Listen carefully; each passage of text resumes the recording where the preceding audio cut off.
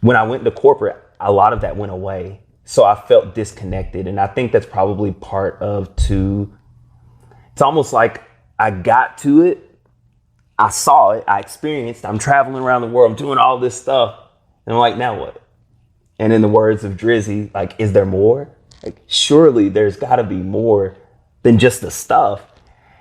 And it was instant. Like that's why I believe I was in California at that time, because I had to be inspired by something that hit me, and it did. So yeah, service has always been a part of my life, and I believe it will always be. I'm extremely passionate about helping corporate professionals transition into entrepreneurship.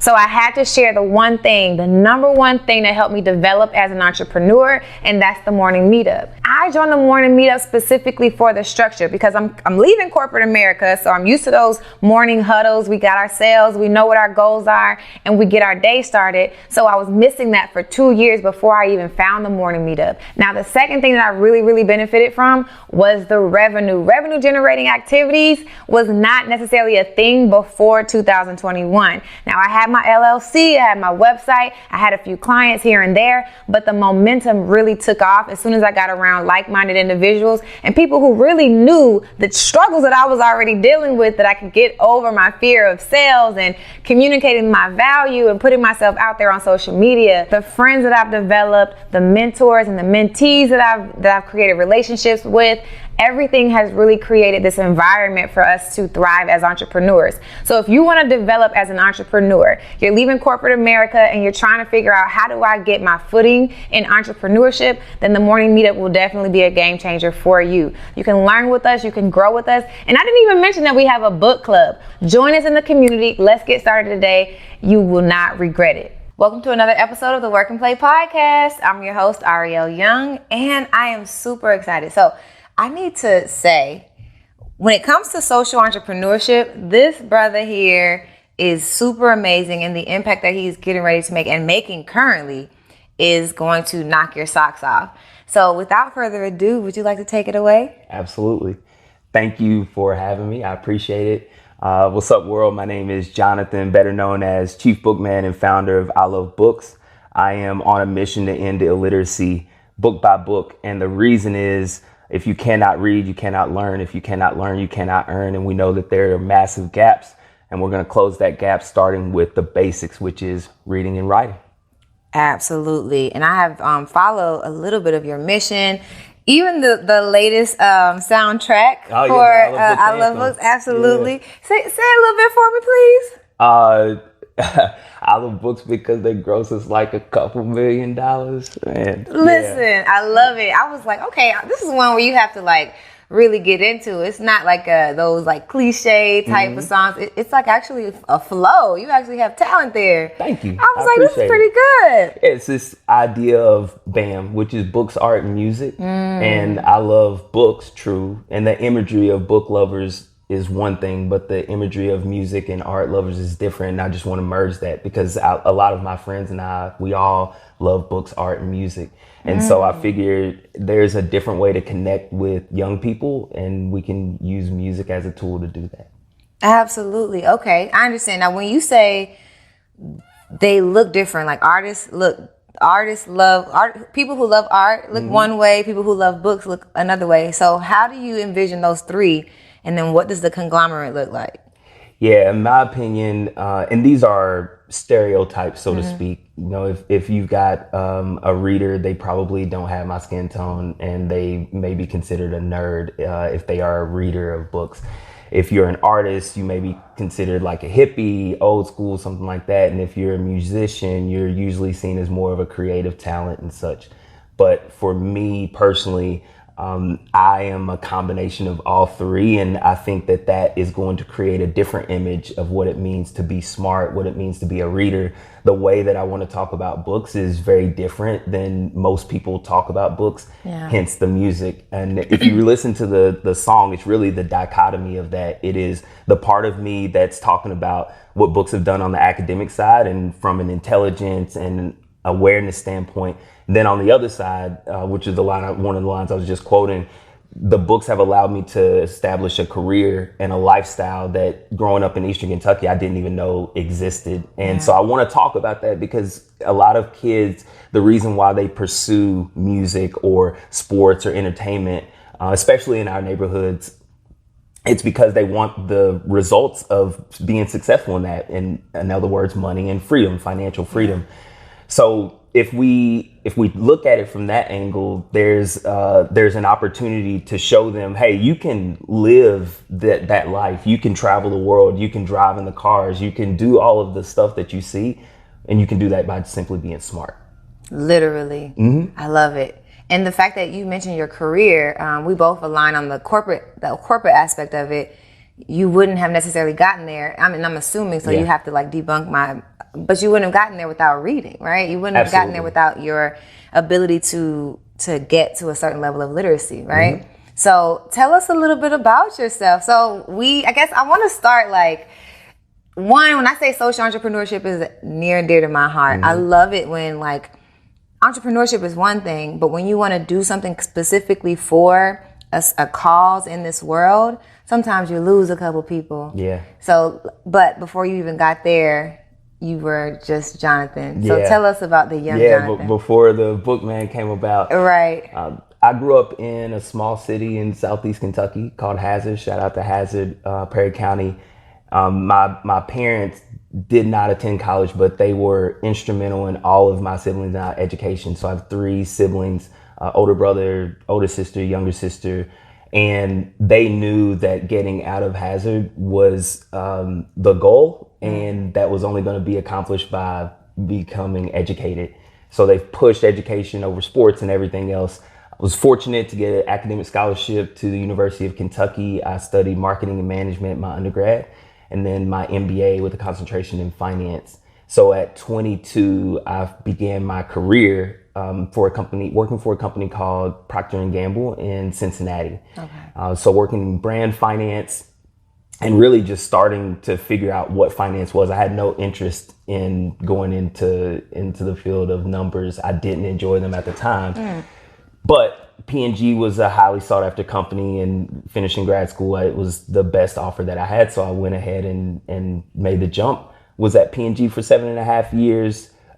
Left P&G, went to California, the Bay Area, working for a company called McKesson, and in the healthcare space. When I was in California, something life-changing happened though. I saw homelessness at a rate I did not know existed. It was pretty sad to me. And every day going from the Oakland Hills in my nice, comfortable home and getting on the train to go into San Francisco, I'd see just rows and rows of our homeless brothers and sisters of all backgrounds and demographics just laying there. And I realized I was part of the problem because I'm part of the group that's walking by and accepting this. Mm-hmm. And so I made a commitment to do my part. And that's how I moved back to Kentucky, started my first business, went back into corporate, and then got to I Love Books. So we can unpack all of that over time, but I'm trying not to have all of it in one segment and the whole story. But that's essentially where all of this started, was seeing homelessness and then doing the due diligence to see that illiteracy is not only one of the primary root causes of homelessness, but one of the primary root causes of poverty, crime, violence, all of those negative things we as a society don't enjoy and don't want. Yeah. A lot of it is caused by someone that cannot read and cannot write, and most likely cannot think critically and function as a productive citizen. So that's how we are here. It's a long journey. It's a long journey. It's so much to unpack. And I am going to, every single question that's already in my mind, I'm going to try to literally ask every one of them. Yeah. So first of all, you had the normal trajectory of a successful person and who got to corporate, right? Mm-hmm. What was your vision of like success when you were growing up? You gotta get the bag. You gotta get and it's not about the money. It was about the freedom. So my thought was, go get the degrees, go start work. You work for 30 years and then you retire a multimillionaire and you get to go play golf. That's what I knew because that's what I was exposed to. it wasn't until I started to expand my friend circle, my colleague circle, etc., that I started to see that there are other opportunities. But yeah, that normal trajectory of a kid coming from very little, relatively speaking, trying to get to something much more. Absolutely. And it's funny that you mentioned your goal was freedom. And now that we're in it, we think 30 years devoting to a company, that's like the opposite of freedom. Yeah. But in that sense, you were willing to take the 30-year, hit for a lifetime of freedom. So that's still kind of where your mind is at. I can feel it. Now, you went and studied marketing, right? What did you realize? What was it about marketing that drove you to like a career of creativity? Was it? Yeah, there's creativity and the element of people. I love people. I'm an introvert, so some of my friends who may watch this later be like, he's not an introvert. He's always. But at the core of me, I truly do enjoy being by myself and a fairly private person. But marketing allowed me to work with other people in a creative way. And you could throw sales in there to a certain degree as well, just interacting with people, thinking in unique ways and all of that good stuff. So I'm still a marketing fan. And one day I hope that my actual job when I wake up is to find the most creative ways to give books during our books giving. And that's really what I want to do, is just be creative and collaborate with other creators. Got it. So since you've gotten the degree, you would fall into that, 80% of people who haven't used their degree like vocationally? So for me, fortunately, I was able to use it because I went straight from undergrad to grad school. Okay. Yeah. So the MBA is what got me into P&G. The MBA in finance. Yeah. But the bachelor's in finance, in marketing. Yeah, that didn't come back. It's crazy. That didn't come back until when I went back into corporate the second time. One of the first things that I did was create this concept called SOAR for the business that I was supporting. And that was so different because I'm a finance dude and most finance people aren't creative. But because I had the entrepreneurship experience before I went back into corporate again, I thought from a different vantage point, which made me stand out. It was very clear that I wasn't a traditional finance guy. So it took a long time to start using it. But now I get to use the marketing piece and the finance piece. Absolutely. I'm curious about this project that you call SCORE. It sounds like that's one of those like major accomplishments in corporate. SOAR, yeah. So safety, ownership, action, results. I was the finance manager for a building. Safety is number one. And we were a new building. We were trying to figure out what is our motto going to be? What are we going to stand by? And one night in my hotel, I was doing training and I was in my hotel and I was thinking, it's like, this is it. What was different in that situation was that I had just started at this company. Okay. This is weeks into me starting, and in my career, I haven't seen most people that are new come up with something and be bold enough to take it to the general manager and say, this is what I have. But when you've been in this lifestyle, when you've been an entrepreneur and you understand the importance of action, you take action. It's action. You got to try. Yeah. So they still use it now, 4 or 5 years later, which I'm very proud of. But it is one of those things where I would much rather be doing that creativity for something I created and something that does good versus a conglomerate. Yeah, I think when I think about the transition from corporate to entrepreneurship, we're going from a mindset where we've never tried and tested things to a mindset when you have to like put your ideas out there as soon as you can to see if they're going to stick. So oftentimes I feel like that's the difference only in the beginning. But I feel like entrepreneurs who go back into corporate are much more successful in that way. Yeah. Would you say your second stint in corporate was 100%? Yeah. Much better. What would be the difference?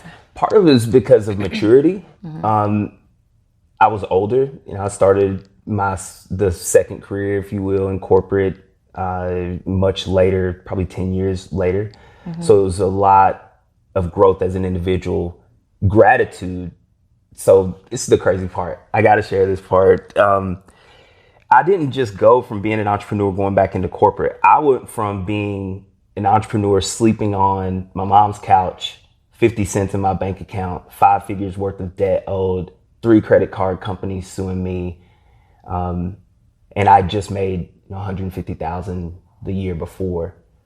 And so gratitude going back in, understanding that this is not a given, allowed me to appreciate everything, which means that I was going out of my way to help everybody with everything. So my name was solid because unlike a lot of the people perhaps that I was around who've never been through that type of experience, when you've been at the top, so to speak, of what I dreamed of doing when I was a kid and falling and being able to get yourself back up, like the confidence is different, the gratitude is different, the appreciation is different, the skill set is different. So I'm not the finance guy anymore. I am the entrepreneur that happens to have an expertise in finance. And so I'm not thinking the way that other finance folks are thinking, and I'm not acting the way, which gives me an advantage as a leader in my building, gives me an advantage as a leader within my peers and my colleagues, because there's just a different level of respect when you're going all out. And that's just a result of living that traditional entrepreneurial lifestyle, that story that people, oh, he was broke, I lived that. Yeah. And no one knew. No one had any idea that I was struggling. I had no car, none of that. So my second stint, bringing it back, my second stint in corporate was so much better. And the role was more suited for me because it was a more independent type of position. So it was, yes, very grateful. Shout out to all the people at Amazon who helped me get my feet back on the ground. Like they had no idea. Yeah. I'm going through it. They had no idea. To get to, and I want to share this story because I haven't shared any of this yet, and I think it'd be cool. So to get my car, I had no car when I was living in Louisville, and I was going to work in Buford. I had to get on a megabus, take the megabus down to the MARTA here in Atlanta, take the MARTA out to I think it's Doraville's the last station, get in an Uber X because I had no money. I'm broke. Go to the car dealership, get the car, go to an apartment that I saw 2 days earlier because I couldn't afford to get down to the city and go look for an apartment. The sacrifices that I made are why I'm able to do what I'm doing and why I have 100% faith in my vision and my mission and my purpose. That's what, yeah. You said to get your car, you had to do all of that. Mm-hmm. Was that when you got the job to go back into corporate? Mm-hmm. Yep. Oh, so you were offered, and do you mind sharing your salary that they offered you getting to? And you know what? I need to still share. How much did they offer you to go back into corporate the second stint? So the initial offer was $115. 17K signing bonus year 1, 16 year 2, or vice versa, and a decent amount of stock. The reason why I'm able to do, a big reason why I'm able to do what I'm doing now is because the stock went from 900 to 35 in the course that I was there. I was planning to stay for 4 years, and I was able to leave early. Super grateful. Great experience. Helped me get back. Like I'm in the best financial position that I've been in life, and I'm free. I'm free in terms of my time, my thoughts, my energy, and that's that. Now in life, this is the goal. I don't care about the money. The money will come, and that's fine. The freedom and the peace of mind is what I care about most now. Absolutely. And what's solid is, you came in, and though you were grateful, you had a mission, and you left even ahead of schedule. For the second time, everything went well, but the first time didn't go as well. So can you walk us through that moment where you're 7 years on the Bay, right? In the Bay, and you realize homelessness is what it is. Like homelessness was like that 7 years while you were there. What was the impetus for you to actually leave your job, and when you quit, were you set out to like help homelessness? What was your mindset at the time? Yeah. Great question.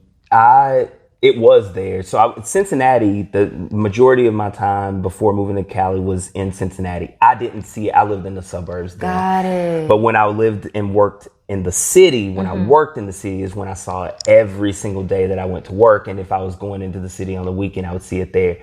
It was maybe 6 to 8 months of me seeing it. And I was like, okay, you're part of the problem.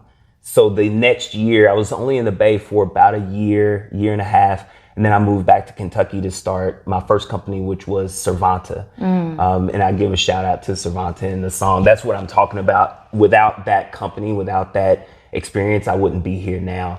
Servanta started out as a cause marketing agency, and I was going to partner nonprofits fighting homelessness with businesses that were socially conscious. Still think that's a really good idea. Absolutely. But it didn't work for me. And given that I had liquidated everything, then that's how I became broke, so to speak. Like I liquidate all the things they tell you, 401k, all the things that they tell you, all they tell you not to do, I did all of it. Okay. Yeah. So after those resources, like as I started to see the resources decrease, I realized I got to pivot. And I heard about a company called Tom's, a shoe brand that used business. They sold shoes and they gave shoes. It's like, that's brilliant. Like that's the way that you go solve it, not by donations, because that's sustainable. Within 48 hours, I heard about the illiteracy crisis, and that 2/3 of kids living in low income homes don't have books.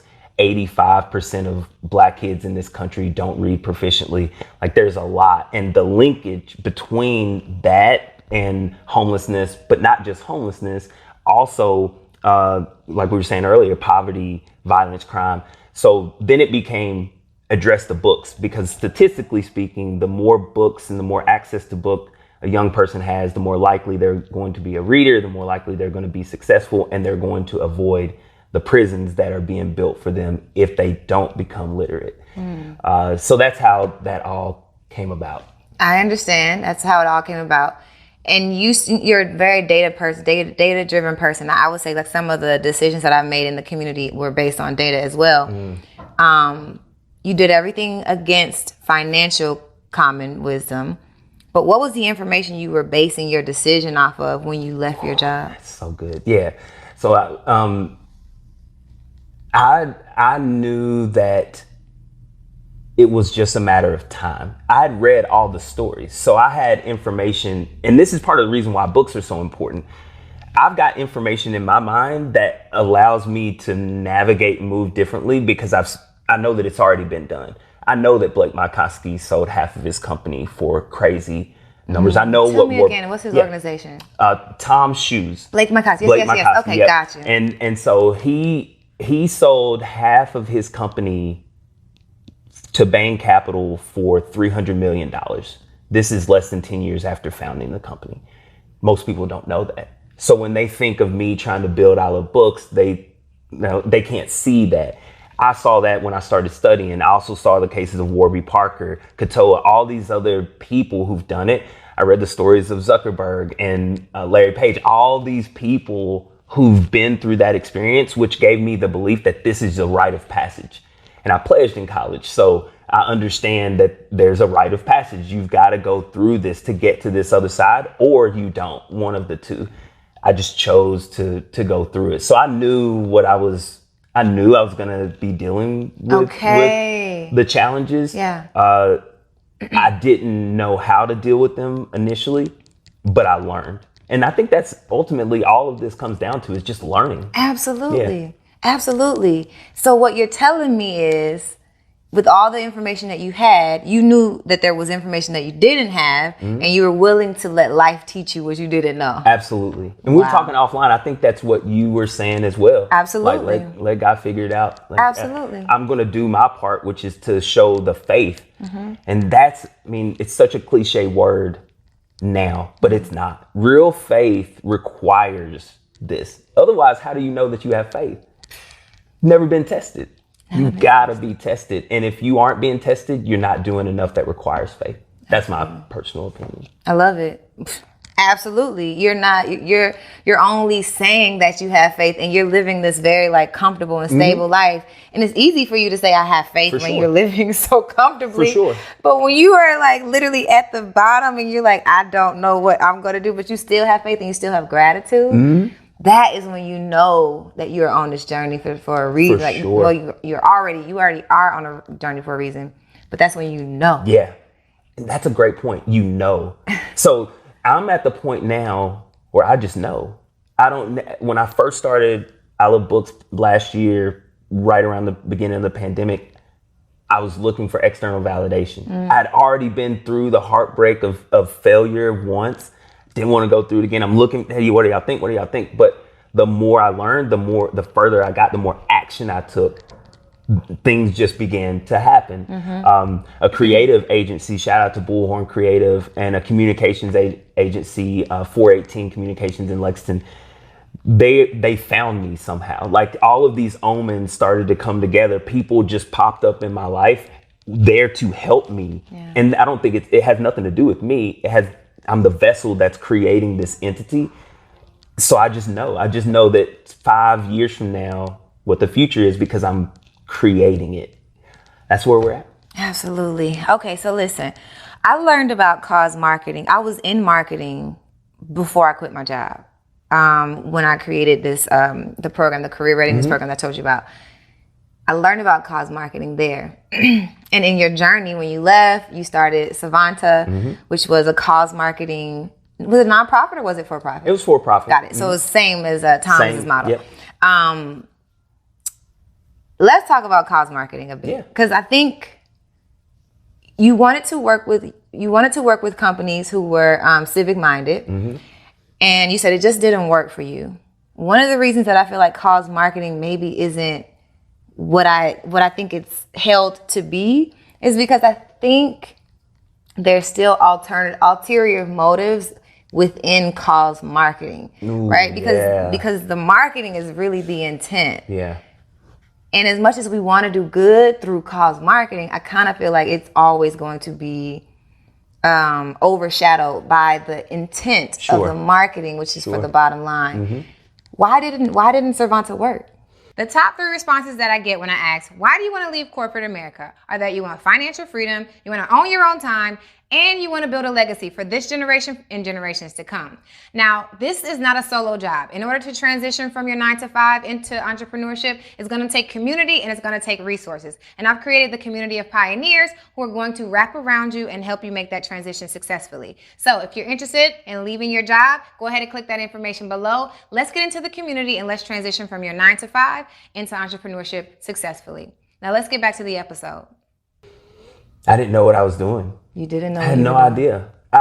Being an entrepreneur was never a thought in my mind till 2013, the year before I started Savanta. Okay. And circumstances put me back in Kentucky quickly, and I'm trying to adjust to my new life. I'm trying to adjust to being back in the state. I'm trying to build something, and I realize I have no idea. And the overwhelming sense of fear came over me, like, oh man, I just messed up my whole life because I don't know if I'm gonna be able to recover from this. So the personal piece affected the professional.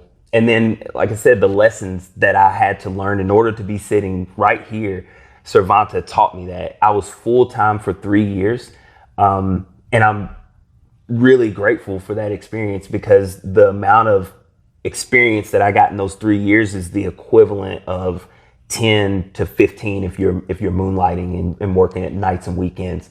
It's just much, much better. And I was all in, like that faith that we were talking about. I was all in. People question, why are you doing this? Because they didn't want to see me struggle.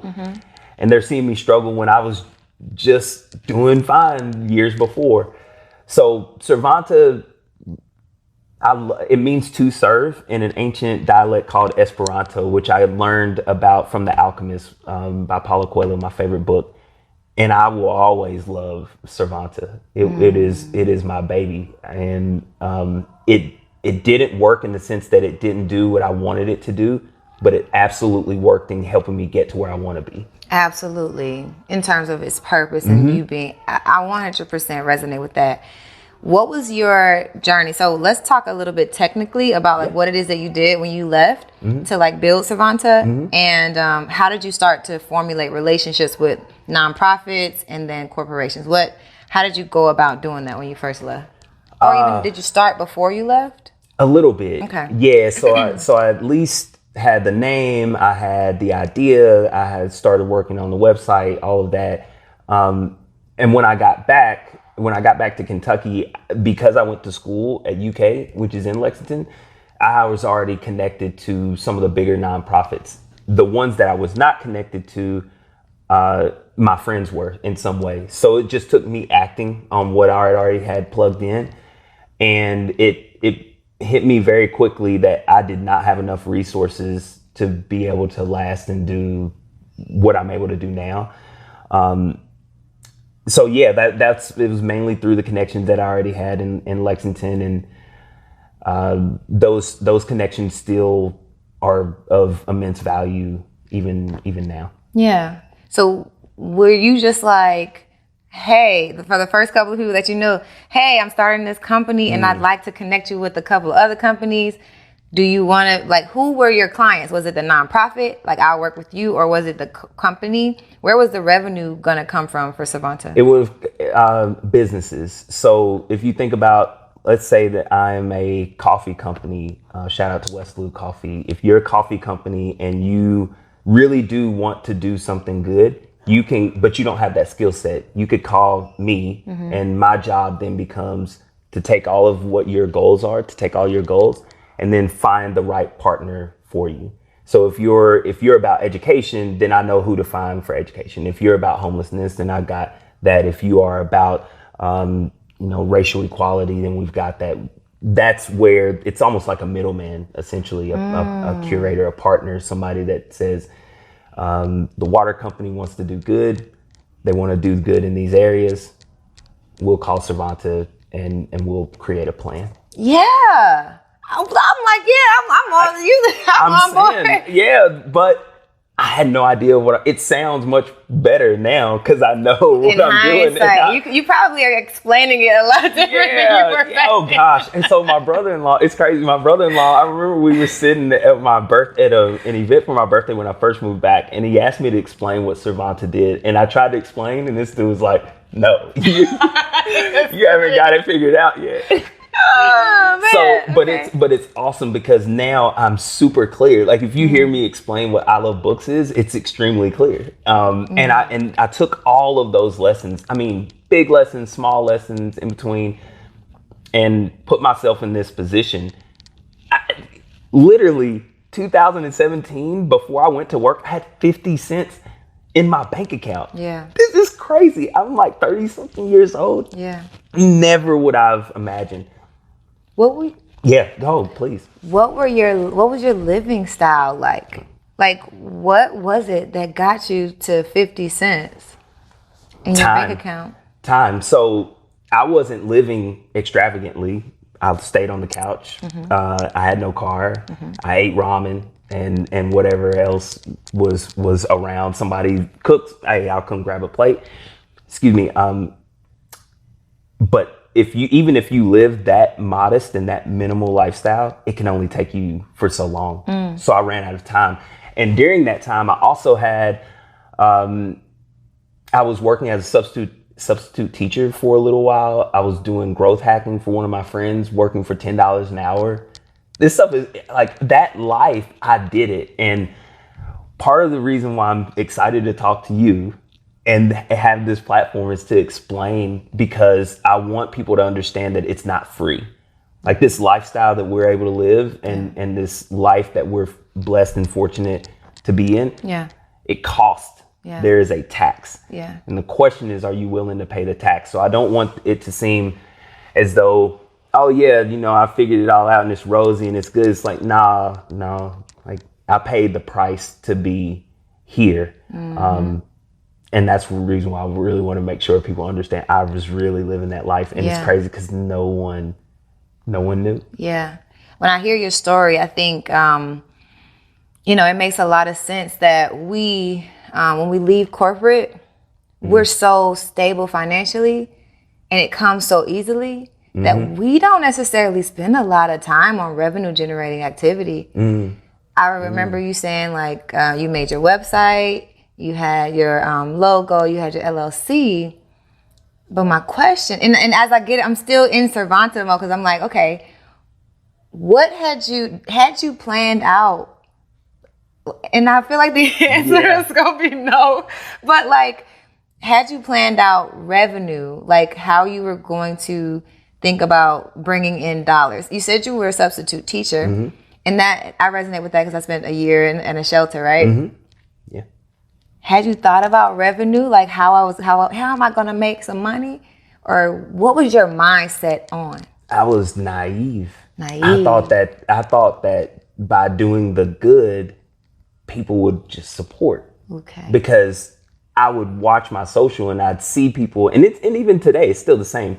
We complain about everything, but somebody comes out with a solution and we don't support the solution. So one of the biggest differences between my mindset now and then was, then I got really frustrated. I was really irate. Like, what, y'all don't see? Look at how I have to live and I'm trying to do this. And then I realized it was on me. And I think you put it on Twitter the other day about like the 100% responsibility. I wasn't there at that time. Okay. And now that I'm there, I realize, oh yeah, that was on me. I didn't create something good enough for people to want it. So I've got to do better. Yeah. And that internal thing is one of the most productive, effective, and efficient exercises people can do to look introspectively and change themselves, because that's how the world changes. But so many of us look to external things to change so that it makes us more comfortable, and we don't have to change because we don't want to change. Again, one of the main reasons why I'm here is because I've done a complete 180 in who I am as a human being and how I think. And these books, what I've consumed, what I do consume now, all of it's helped me become the best version of myself. And I'm still becoming the best version.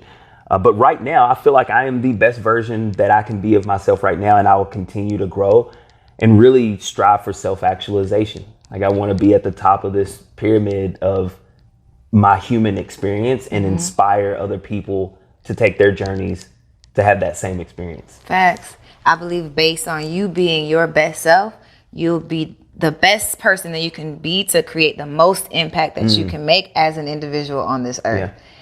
And so when I think about I love books, and I feel like there's probably a difference in the way that you look at your value proposition even.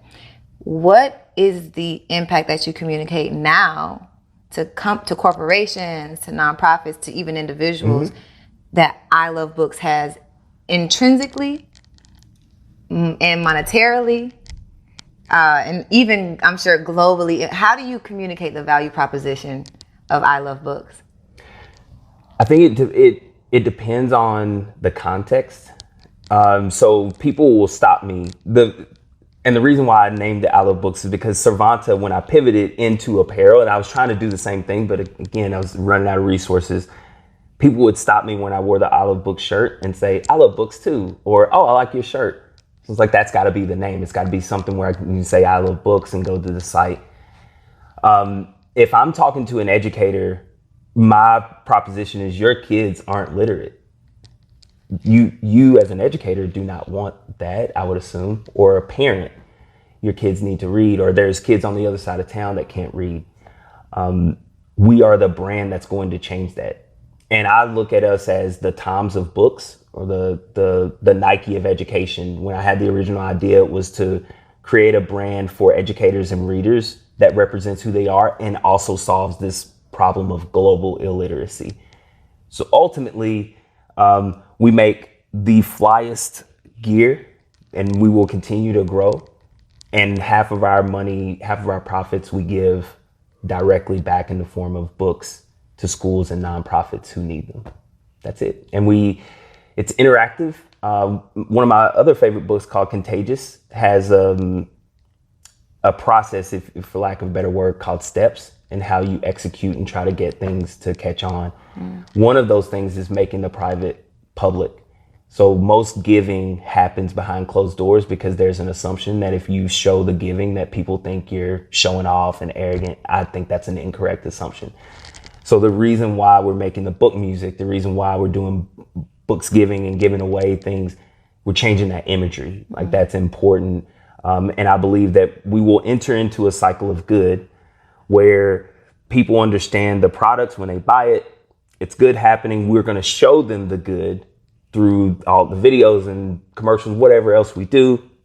They're going to be inspired to buy more because they know that it's good. And it'll be tweaked along the way. But when I look at Warby Parker and when I look at Tom's, that seems to be what people respond to. And it may not be the exact same for us, but I think that we will get a similar reaction. So do you want to end global illiteracy? Yes. Okay, well, we're the brand for it. It's that simple. Gotcha. That's for educators. And I'd like for you to, we can do this all day because I know there's different audiences who will benefit from the brand. But now that you've worked in the space, you've been in corporate, you've been in cause marketing, and now there are companies who could truly benefit from I Love Books in many different ways. How do you communicate the value proposition to a corporation who only really cares about their bottom line? There's multiple ways. You could talk about it from a workforce standpoint. And we're dealing with kids. So we were talking about the future of your workforce. You can talk about the bottom line. Incremental sales can happen. Incremental value is created. And so I think we're not at the corporate point just yet. It's still direct to consumer. But I just had a conversation with a couple of bookstores. So I think we'll probably start with the bookstores and then collaborate as we grow that way. I want to build this brick by brick. I'm in no rush. I want to do it the right way. We're building the right foundation. So I don't have the actual answer because I'm not there yet. But I have an idea of what I think it will be when I am there, which is incremental volume, incremental sales, better workforce, more inspired workforce. Maybe a collaboration with the goodwill of school district. If you're IBM in Lexington and you want to do something good to give the goodwill from a cause marketing standpoint, partner with us. There's avenues. And the truth is between educators, authors, illustrators, readers, all of these people, everyone has a vested interest. And I Love Books crosses over so many segments, whether it's food and beverage and coffee or lit and fit and like health. Books will collaborate with anything. And we're just 3-4 months in. So I've got a global vision with a localized plan. I love it. I love it. If I may, the way that as I study community partnerships and I understand everyone has a vested interest, corporations sometimes always can seem like that black hole because like you can hit it from various angles, but as a corporation, the bottom line is always the bottom line. And I think as we can intrinsically come up with a value for books, and that's going to be always going to be your mission to like continuously understand the value proposition for I Love Books to different communities. The intrinsic value is always going to be one thing, but I think to make corporations move, it's always going to be something strategic. So if I may, I'm thinking about Cervanta, right? And I'm thinking about you building I Love Books as a brand and you becoming an expert in this space where you now have I Love Books as an organization, but you also have the strategic capital, the strategic social capital to truly have access to these nonprofits, which gives Cervanta a much higher form of leverage to go back to corporations and say, hey, you don't want to do cause marketing anyway. Your community engagement department is only 5 people anyway. Like you want to do more in the community. You keep writing these checks for these galas. Yeah. I promise you, if you take that $50,000 and put it here with Cervanta, I can make something shake with that way better than you doing this little gala, and you actually get to do good in the community. And I think the leverage that gives you, I'm not sure if you had thought about Cervanta as a past thing, or I just see it. I see it simmering right now, and I really do see this work that you're doing right now giving it life again. Because I'm thinking strategically, like the intrinsic value of what you're doing is always going to be a good thing. But this is the play. I really think that's the play. So if I may, I think that's the play. Means, we'll talk. Yeah. I heard that you take on clients. So, sounds like a potential client. And it makes sense. I mean, like at the end of the day, I'm figuring it out, and I'm a team of one. Like I've got a lot of ideas, and I believe that, in the words of Mark Cuban, I just need one win. I just need one significant win. And that'll give me the resources to take what's in my mind, which is expansive, and create with it. So that doesn't surprise me. Like it doesn't, it makes sense to me. As you're talking, like, yeah. How do I do that? Becomes the question. And that's where the resources in the form of time and human capital, if you will, come in. And I don't have a ton of that just yet. Yeah. So soon enough. Yeah. But check your email. Yeah, absolutely. I'm so enthralled. So tell us, take us a little bit further back. So social entrepreneurs, a lot of people have stories of like, I used to give a lot when I was younger. I've always had this community mindset.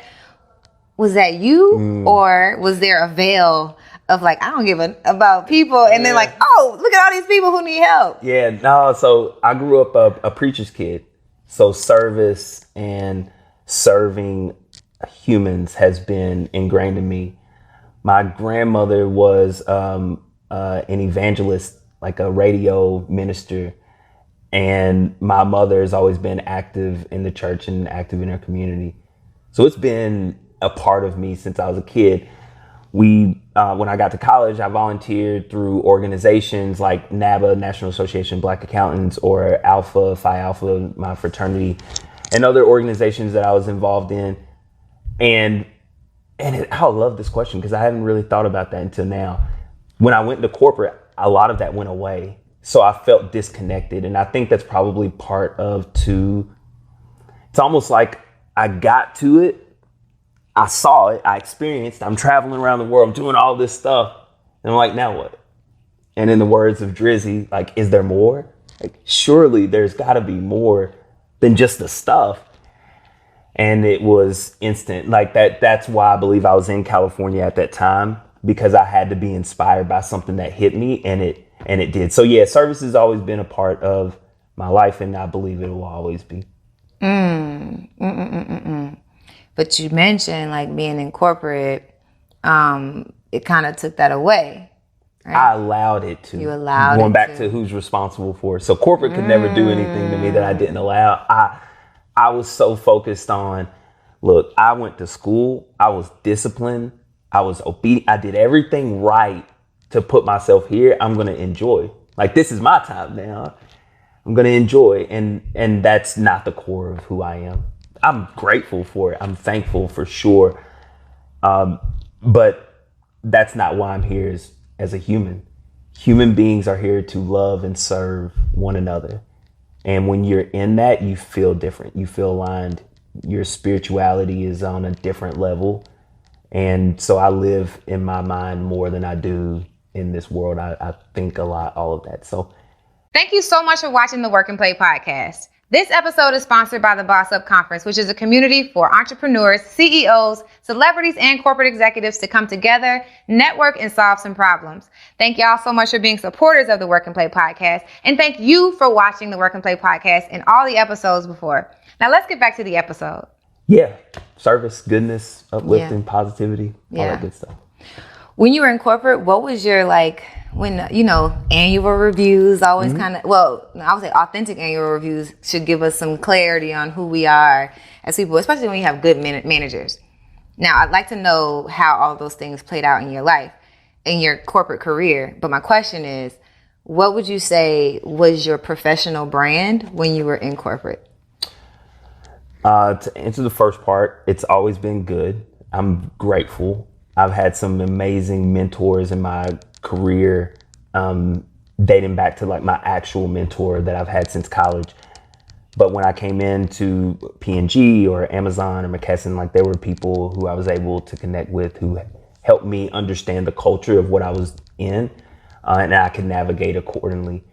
So my personal brand was someone who is willing to help, someone who's reliable, resourceful, creative, but also like strategic and structured. I felt like I was in finance, and on my word, I was not a finance guy. That was the primary feedback that I got before I left, was you're not a finance dude, which I'm not. But I identified as that, which changes everything. And I'll take a moment to explain that. So even now, I'm still identifying as who I am. And we were talking about how difficult it is, the idea that people maybe watching this want to hear what I have to say. Like, that's such a foreign concept to me, even though I do the same. So like I'm so grateful. I'm so grateful that it's all panned and my brand was really good. I'm grateful that the people around me understood me and supported me. And when I left, the people supported me. And I think that speaks the most about who I am, is that I still have contacts from my old jobs. I got to Amazon from somebody that worked at P&G. So super grateful, super thankful for all of the positivity around what I was able to do in my corporate career. Absolutely. I often say that in order to make it in life, I can't even just say it's a corporate thing, but in business maybe, you got to do your job, right? Mm-hmm. You got to be known for whatever it is that you do. And then all of the intrinsic qualities that we have, kind of, they transcend just our job. So our role is one thing, but our professional brand, and then eventually our entire brand, it just carries us through life. And so one of the things that I talk about when people are ready to quit their jobs, protect your professional brand. Yeah. And you can even start figuring strategically. Yours happened organically, but strategically figuring out what that professional brand is, making relationships with people. Yeah. Because that ultimately is kind of what you're saying is what carried you through. Even if you didn't feel like you had enough support, at least they were the ones who supported you and you knew that there was love, right? Yeah. It wasn't just a desert because you didn't make any connections, because nobody knew you at work anyway. That would have been tough times 10. Yeah. So in your journey, you went on this journey deliberately to find out about yourself, right? What did you learn about your personality that like came up, that bubbled up in your spirit after going through that first experience? Patience. I had to work on patience. I was not a patient human being. That's probably that's what I learned about myself. I would have considered myself patient until I was in the trenches. And then I was like, oh yeah, you got work to do, bro. Got it. Yeah. So, but I also realized that I am a tenacious human. Like, I have drive and ambition. I am dedicated. I'm loyal. I love and I care with a capital C. Like, I care about humans. I care about these kids that I'm serving. I care about the families. I care about the educators. I care. And when Kobe Bryant passed last year, I asked the question, if that was you, like, would the world care? And the answer was no, because you haven't done what you came here to do. And so really, really fortunate to have figured it out before it was too late. And I think that's why I love what you're doing in addressing the young professionals who are still in the position to be able to make those changes before they've got the debt, before they've got the obligations and all this stuff. Because if in the Alchemist, there's a baker and Santiago, and I didn't want to be the baker. I didn't want to be the person that looked back with regret. I would rather try and fail than to not try. And that is what separates me from the vast majority of people who don't. I'm willing to fail. I'm willing to fail on a public stage. I'm willing to learn because I know that that's what's required to progress. That's the tax. And I'm willing to pay it. And I think that comes from understanding business. You know, everything in business has a cost. There's a tax. And so it's a choice whether you want to pay the tax or not. And I'm just really fortunate that I'm here. I didn't know that when I'm sleeping on a couch that this moment would ever come, but I believe that it could. And that's what inspired me to keep going. That's amazing. You mentioned The Alchemist. And I would say there are some books that have changed my life. The Alchemist was one of those books that I read in the beginning of my journey. Mm-hmm. Probably I don't even know if it was before or after I quit. But a lot of people, especially in the entrepreneur space, it's funny, we talk about being woke, but people who think they're woke really aren't. Yeah. So being in the entrepreneur space, some people are like, I just can't get with The Alchemist. And, to me, I get it. It's classified as a nonfiction book, but there's so much wisdom to be gotten. So I'm thinking maybe about your process of reading, because I believe even when you're reading nonfiction, some people only want to read, it's a fictional book. Mm-hmm. Some people only want to read nonfiction. So your process of reading, I'm curious. I'm curious how you got so much wisdom, right, from Alchemist. I'm curious. There's so much I'm curious about that I have to come to a question. It's like when you're in corporate even, it's hard to dream. It's hard to imagine. It's hard to think about that higher calling. What is your process of reading fictional books? How do you, fictional books, not nonfiction. Yeah. How do you let that seep into your soul and not, knowing that it is fictional, how do you treat it as it's real? How does that work for you? Stories. And even going back to contagious, that's one of the ways things become contagious is through stories. What are we doing right now? We're just sharing stories. They're real stories, but I could also share with you fake, which is how I distinguish fiction, nonfiction. I could tell you fake stories. You'd still get the lessons. Whether they're applicable to me or you or whoever's watching is less relevant than the story itself. So The Alchemist was a story about a journey, a human that decided to do something different, which I did. I'm from a place where most people want to be shepherds, which is what he was going to be. He challenged it. He said, I don't want to do what everyone else did. I'm going to go do my own thing. Whether that's a real human, you could write that story. I could write the story. The fact that it's Santiago doesn't change. It's the lesson that I'm learning from it. And that's really my process of reading. I read to learn. I rarely read just for I want to go read this book for pleasure. No, I want to learn how to play golf. I want to learn stocks. I want to learn how to do corporate finance. I want to learn how to play the piano. I'll go read for those things. I've really been on a mindset. So going back to the mindset and how The Alchemist, I think that's why people identify with it, is because it isn't a real story, but there's still a lesson. And they can see themselves in the story. But there are a host of books that did the same type of work for me mentally. 7 Spiritual Laws of Success, vital. 4 Agreements, vital. As a Man Thinketh, vital. Magic of Believing, vital. And if the theme is all mindset. Most of us are taught things when we're young that we never challenge and never break. I had to retrain my brain to believe something different. You're talking about not being able to dream in corporate. Well, when you get into the place where you can now dream, how do you dream? I'm learning all of this stuff. So I'm reading all of these books and I'm just changing my mindset.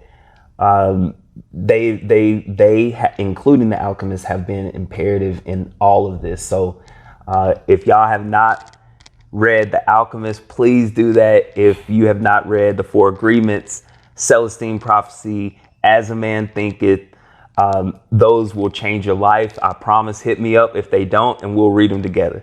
I had to let the people know. That's a proposition right there. I had to let the people know. You have to. I co-sign that message. Facts. My name is Ariel. I approve of this message. Yeah, no doubt. So when you think about, we're talking about, we've been talking about adults a lot. We've been talking about our journey and adults, the power of literacy, the future of illiteracy, and consequences and things like that, right? Well, the cool thing about your music video is it takes place in the school, Yeah. right? So let's not forget we want to reach out to the most fertile soil that is available, which is our children, our youth. And we want to instill certain ideas, right? Not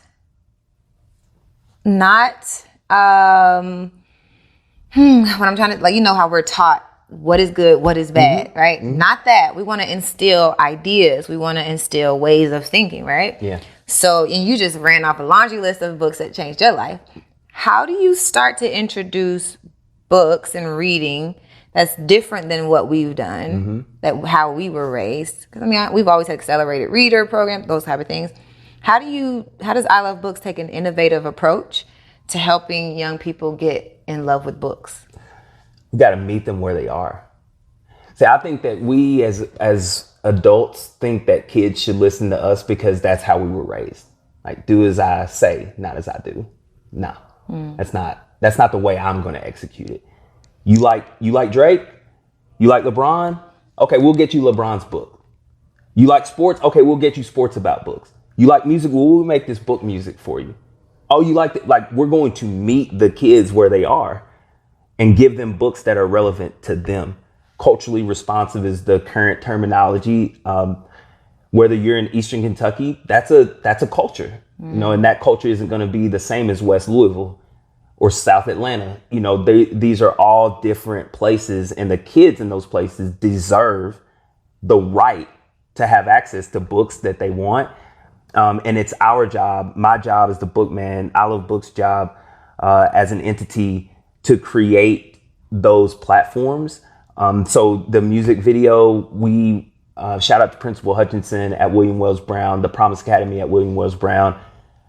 I hit them up and was like, hey, we're getting ready to give some books away. Are you interested? I found out that they read I Promise every morning. I didn't know at that time they had been renamed to the Promise Academy. And she was super cool and receptive of the idea and me coming in, and I'm like, hey, I got a video that I'd like to shoot. I'll send you the song. You can hear it. It'll be real simple. She's like, yeah. And that's what we need. Like, no one else is going to do, who's going to come in and do this. So it's got to be us. I was just on a call the other day. I may have mentioned this offline. There's a dude that's like, oh yeah, I live in this nice neighborhood. I'm not worried about anyone else's kids. And like that thought process is why I have to do what I'm doing, because there is a gap that was created hundreds of years ago in this country. And that gap continues to this day. If we don't intervene, the gap just continues. Yeah. And coming from corporate, we are not built to talk about problems without solving them. The illiteracy crisis continues in this country because the educators did not go to school for problem solving the way that we did. Yeah. My MBA was all I did in corporate was solve problems. We've got the wrong people trying to solve the problem. So you, me, all the social entrepreneurs out there, we're responsible for addressing the needs through business because we've been given a different skill set than the people who are responsible for educating our kids. And that's the difference between a great educator and one that's just a teacher. And that's the difference between someone who's made their living in corporate and someone who hasn't. So, we got work, and we're going to meet the kids where they are instead of judging them. Like, we got to stop judging these kids.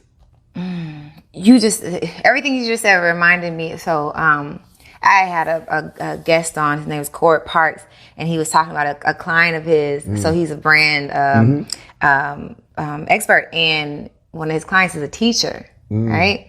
You said we had teachers we have the wrong people in positions trying to solve problems, but then we have some teachers who are teachers, and they rightfully so should be focused on the teaching aspect of it. Yeah. But this teacher that he told me about has like 100 and something thousand followers. So he's Instagram famous, and that's what kids care about nowadays. And I think when you say meet them where they are, I think him building, like the teacher that he's talking about, building his brand to a point where your student can go, oh, my teacher's got 100 and something thousand followers. It's just, now I can speak to you on a different level. Of course. Because now, like, I have the level of success that you deem is successful. I'm from the home. I'm from the same state as Muhammad Ali. So we'll use the champs word. The reporter was asking him, do you have a Rolls Royce? You have a Rolls Royce, but you talk about consumerism. He's like, correction, I have two. Because when I ride through the Ville, the kids got to see I have what they aspire. Why else would the kids want to be D-boys? You know, why do they want to be rappers? Why do they want to be trappers, actors? Why do they want to be entertainers? Because those are the people that they see living the life that they want to live. They don't see the teacher driving the Maserati. They don't see the principal riding in the Rolls. They don't see that, but they see these other folks doing it. Yeah. We've got to connect the dots to show them that it's not bad to want those things. That's fine, no problem. Mm-hmm. But you don't have to go get it with the ways that they've put in front of you. Facts. That's it. So I'm going to talk about the millions of dollars that I've made in this corporate game. I'm going to talk about the fact that I've been all around the world and I've lived this life because when I was growing up, that's what I wanted to do. Mm-hmm. And if I would have known about me, I would have followed me. Yeah. Because that's a smart dude. Yeah. I can identify. He's going to make a bunch of money because he's smart. Oh yeah. I can mess with that. Versus I'm not going to be in the NBA or the NFL. We got to stop selling these dreams and not even disrupting the dream. If that's what you want to do, cool, but be smart. Yeah. You can always live that life being smart. Yeah. And one thing that you just said, the way you framed it, I hadn't necessarily had an issue with it until this very moment, selling dreams. If it's your dream, I don't have to sell you on it. Mm. You know what I mean? Yeah. And because we push the NBA as a dream, we push the NFL as a dream, we push certain dreams on kids. And you should want to be a doctor. True. Yeah, that's a great point too. Woof. If I don't have to put the dream. The dream is already, the seed has already been planted. Right. That dream is already going to come to fruition. But we push, we sell. I don't know. It's something that you just said. That's a great point. Yeah, we do. And a lot of it comes from parents trying to live through their kids. Or a community trying to live through their kids. There's a lot of reasons why, like, you've maybe been unsuccessful. You don't want that to happen. But the truth is our job as adults is to expose the youth to everything that they could possibly want to do. Mm-hmm. They will naturally, and I think this is what you're alluding to, when they discover that dream, it's theirs. Yeah. That's the reason why you see 7-year-old phenoms. They have discovered their passion, their thing, and somebody saw it with them, and they gone. I was listening to the Columbus Short interview with Mike Tyson, and he was talking about that. Like it's just fascinating to me. The whole pushing dreams out. I want to tell you a story about a girl who, she taught me something. This girl, I was volunteering with some young girls, and I was teaching them about non-traditional jobs and traditional jobs. So, and at the end of it, I didn't even feel like because it was the end, like right at the end of the Corona, and I'm feeling like, okay, I'm getting back into the vibe of being in groups, and I walked away feeling like, oh, that was a decent, occasion. Mm-hmm. And the girl who was really quiet in the back, these were a group of like 11 to 13. They were girls about 11 to 13.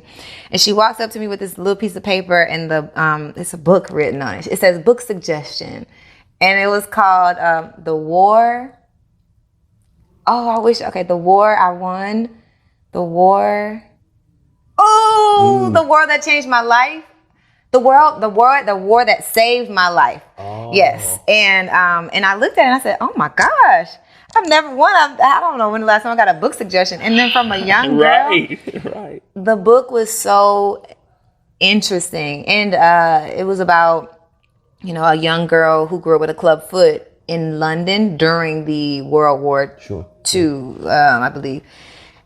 And it's just, for her to have been so impacted by a book, or impacted by me, that she gave me a book that she was impacted by. Either way, I was in a cosmos of like, the world is going to be okay. Yeah. And she taught me just by that one like gesture that our kids are not lost. No. Contrary to what we believe. Mm-hmm. They can teach us a thing or two if we allow them to. Yeah. And I think, the concept of I love books needs to be more so instilled. We can even use them to push it. Like we as adults push it. But I guess the reason that the story is coming up for me is because there are little soldiers out there who will also need to have little I Love Books shirts on and be ambassadors for this brand. Sure. Yeah. This is amazing. I mean, and you and I both have the ability to look into the future and bring the future to the present. So all these ideas, my brother Leslie and I talk often about ideas, and we got probably a zillion ideas in our text thread over the last few years. I see the future. And similar to the question that you were asking a little earlier with the connections, and I'm like, I just need to keep going until I get to the next level, and then I can get resources and spread those resources. But I Love Books it just hasn't happened yet. But I Love Books is a global brand, 100%. We will give 100 million books to kids. We will address in a systemic way the illiteracy crisis. We will close this literacy gap, and we will see the results of that in 5 and 10 and 15 years when the prison population is decreased, when poverty is decreased, homelessness is decreased. Like, we're going to see the direct correlation. I got big dreams. And unlike the first time when I was unprepared, this go around I'm prepared. Like, I got runway. I'm good. So time. Yeah. Time. That's all we need. Time. Everything, including Cervanta, which I've never thought about trying to revive or even do anything with, but it makes sense. All of that's coming. It's just a matter of time. Absolutely. I love it. When I think about there was before I lose it in my excitement. Hey guys, it's Ariel from the Work and Play podcast. If you're getting any value from this channel, and I mean anything from the tutorials to the podcast to the random videos that you see on this channel, then I just ask that you do one thing. Please subscribe. Subscribe and share this to anyone that you think this resonates with, and drop a comment below so I know what other things that you want to see next. Now let's get back to the episode. Got it. So you were talking about you learn patience. Even you expressing your vision, I can see it so clearly. It is time that really helps the present catch up to the past or future. Oof. You know what I mean? That's the vehicle. Yeah. All of that. Now, in the moment, in the journey, we get impatient. We get discouraged. Yeah. We start to doubt ourselves, right? What are some of the things that you've experienced that kind of revive your like inspiration every now and then, that share, even if it's not the long-term impact that we're doing, it's the momentary impact that you see? What has happened for you on your journey?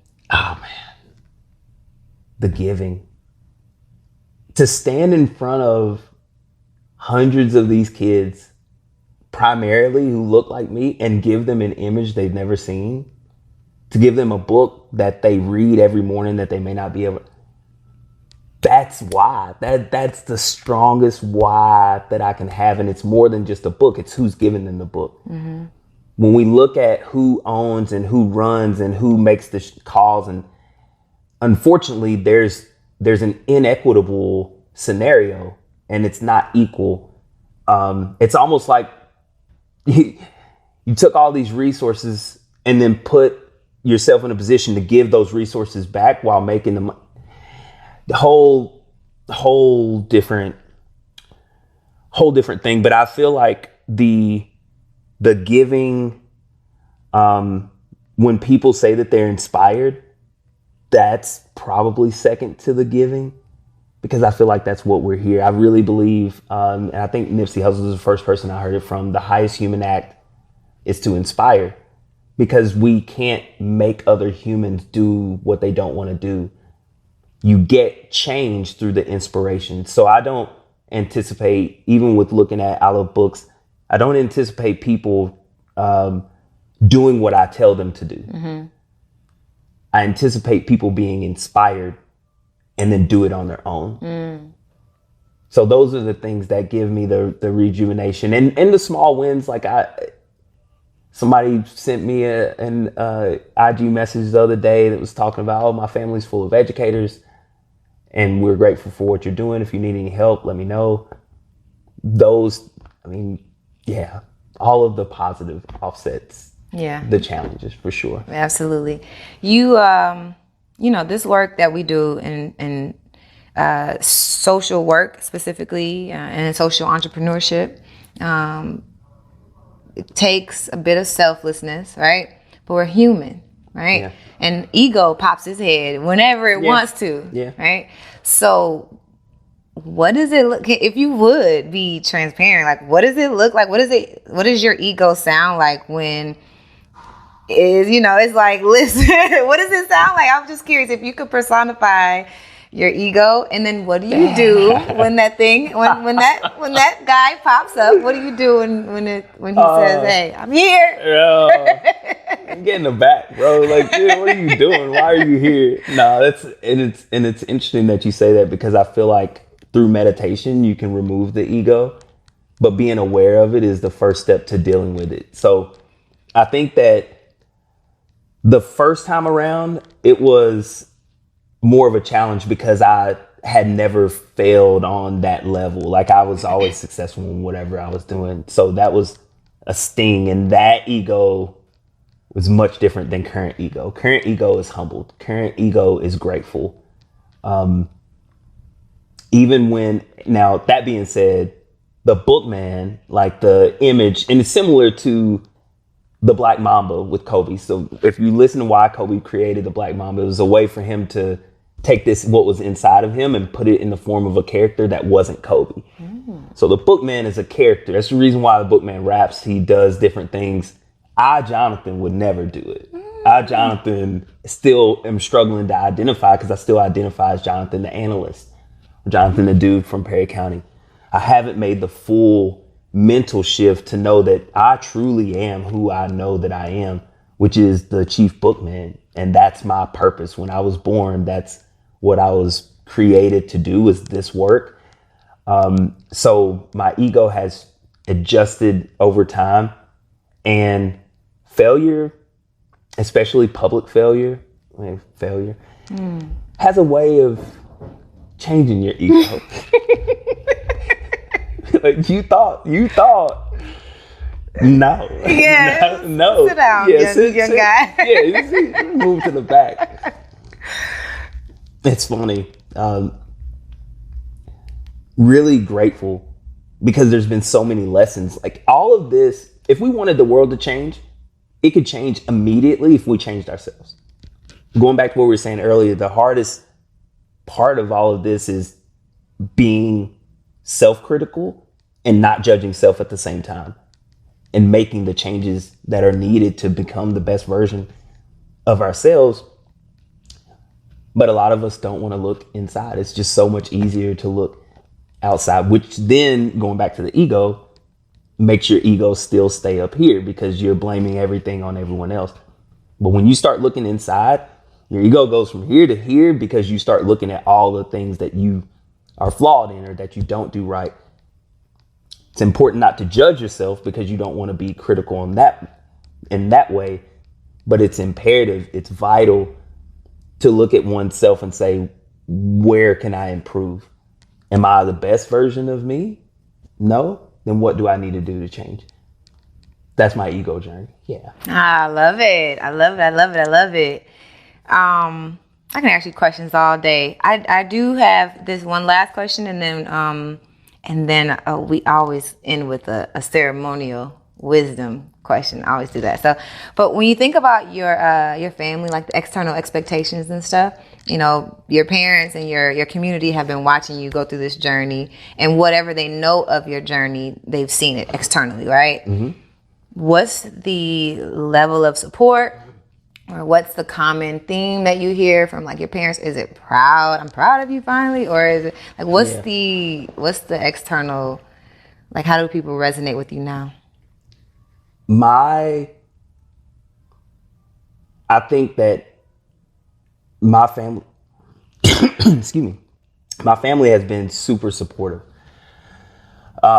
It's different, because I'm the first person that I think any of us know who's tried to do something like this. So I have to be mindful of, no one's seen this. So while you and I can go to the future, pull it back and know what the future is going to be because we create it, that's not something most people are able to do. So my family's ability to support, even though they may not be able to see like what I see, has changed. It's continued to improve and become stronger and stronger over the course of time. And now it's super strong. Like, I'm really grateful. I can feel the difference between when I was building Servanta and this, because they see the traction, they see the results now.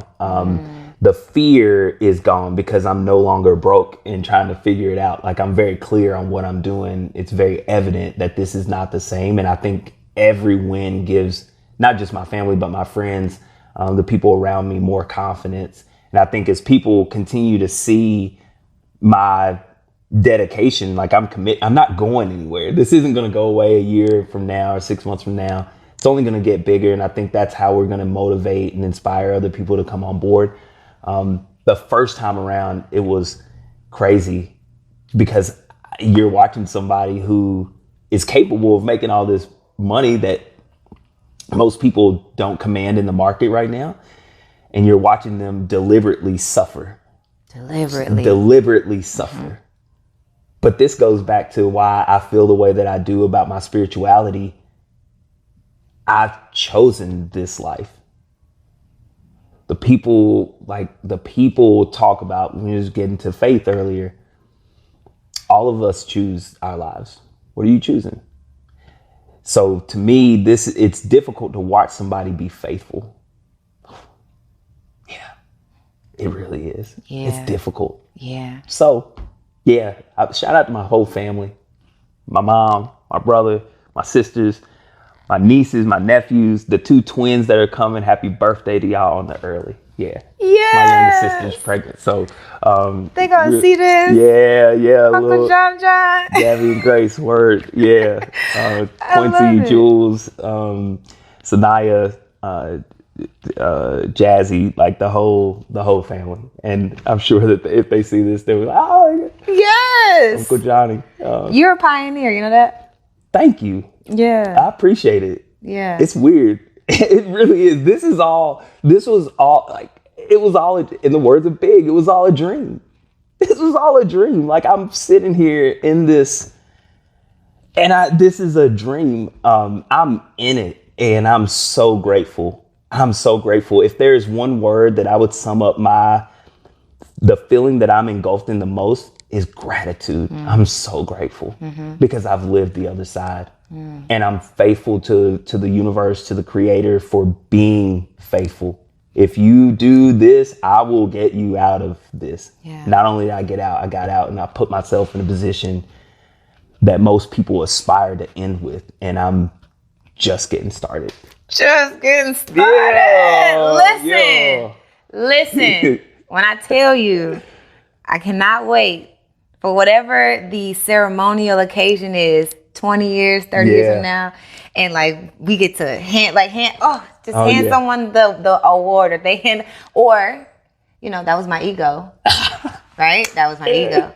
But when I'm around 1 million people who have been touched by the things that we do, and for people to be able to see that we can live a life that is wealthy in all aspects, right? And also give back and be your authentic self. Yeah. That's a dream that's very disconnected in the space that I work in right now. Ooh, that authentic self, though. Yeah. That's so difficult. I still struggle because you've got an image that people think. There's going to be a lot of people, as I continue to go down this journey, I'm convinced that there's people who will say that I flipped, I changed. I'm like, no. Well, I've changed because, yes, I've grown as a human. I don't fit into the box that you like for me. And I think that's going to happen mostly for people back home because I left. I got exposed to the world. I'm aware that the world is so much bigger than a state, a city, a country, a continent. Like, it's so much bigger than that. And for us to lead and have those 1 million people there, it's not the 1 million people. That's not it. It's who we had to become to command 1 million people. Bring it out. which goes back to the introspective. It's an inside job. It's all introspective. Everything, and when human beings realize that everything is an inside job, the world changes. So yeah, to become that person is all the work that you're putting in now. You've been putting in work. I've been putting in work. We've been putting in work. It's going to manifest. These are universal laws that we accept for farming. We accept laws like gravity. But every farmer knows that you go, you plant, you cultivate, you reap. Like there's a process. We live in a microwave society. We want it now. We want the instant gratification. I'll delay. If delaying gets me what I really want, I'll delay. So, mindset. Thank you. Thank you for bringing even my layers of ego. Anyway, I am so excited for people to hear his story. And those of you guys who resonate with his story, I'm super excited for you to just tap in. Listen, we got to have a whole discussion about after this conversation. But as we get up out of here, as we close, I think about the people who have yet to discover their passion, have yet to realize in person what poverty or homelessness or even if it has nothing to do with a societal issue, which I can't think of a motive outside of it yet, but you know, motives exist and in any form or fashion, but they haven't discovered it yet, right? And you think about reaching back to that person, like, what is that one thing that you need to say that will help either shift their perspective or consider something they hadn't considered before, so that they can prepare for a journey like we've experienced? Project yourself into the future. So and when the pandemic first hit, my question was, do you want to do this for the next 25 years, 30 years of life? And the answer was no. So then it becomes, well, what do you do? I'd already knew what I was supposed to do. I just didn't want to go try to rebuild again. But when I accepted it, I knew. So I would start there. Project yourself into the future. Is this what you want to do every single day? And then realize that you have options. If you choose a different option, prepare, which I think is one of your themes, like prepare for the jump. Don't just jump because it sounds cool and you've read about an entrepreneur that jumped and got lucky. That's not it. Make a plan. If you love what you do, love it. Be the best at it. If you don't, change it. But understand that you are responsible. I guess that will be my ultimate. You're responsible. It goes back to your tweet. It is because when you do that, you'll naturally want to do what's in your own best interest, because now you're responsible for your pain and your pleasure. And if you give yourself pain by staying in something that you don't like, that's not going to serve you. And since you're being fully accountable, you realize that by doing this is on me. No one's making me do this. I'm choosing to hurt myself. And I don't think that that's what we want to do as humans. So that would be my advice. Strong. Thank you so much. Thank you so much. Such a pleasure. Gratitude. I'm so grateful. Yeah. And for sure. I'm so grateful. And all the work that you're doing. Congratulations to you. Congratulations on your career, your jump, your success, your growth, and the potential that you have, which I know is unlimited. The fact that you already said 1 million means it's probably 2 or 3 that's going to be there. I believe that. Oh, man. Yeah. Oh, man. Speak it. Okay, listen. So for those, thank you guys for listening. Thank you guys for watching. If in the, obvious occasion someone resonates with your story and they want to connect with you, they either want to support, they want to connect with you and watch your journey, or they want to work with you or for you, how can they get in contact with you? What are the ways they can reach out to you? Yes. So you see the shirt, ilovebooks.org. The .org was domain. People ask me, are you a nonprofit? No, we're a for-profit social enterprise. That's the quickest way that you can support this movement to end illiteracy book by book. Again, that's ilovebooks.org. You can also catch us at ilovebooks.org on Instagram, Twitter, Facebook. If you want to talk to me, hit me up. My name is Johnathan, but I go by the Chief Bookman, and I am at Chief Bookman on all social platforms. I would be honored if you wanted to hit me up and talk more about what you want to do or the movement to get books in the hands of every single child on the planet. Thank y'all. Thank you. Thank y'all. Thank you so much. Reach out to this guy. The more people that we have who have the capabilities, the skill set. I talk about skills-based volunteering. So use your skill set for good, even if you don't know what your purpose is yet. But until next time, we are out of here. I want you to go out there, find a reason to be great, and I'll catch you guys later. Peace out. Peace.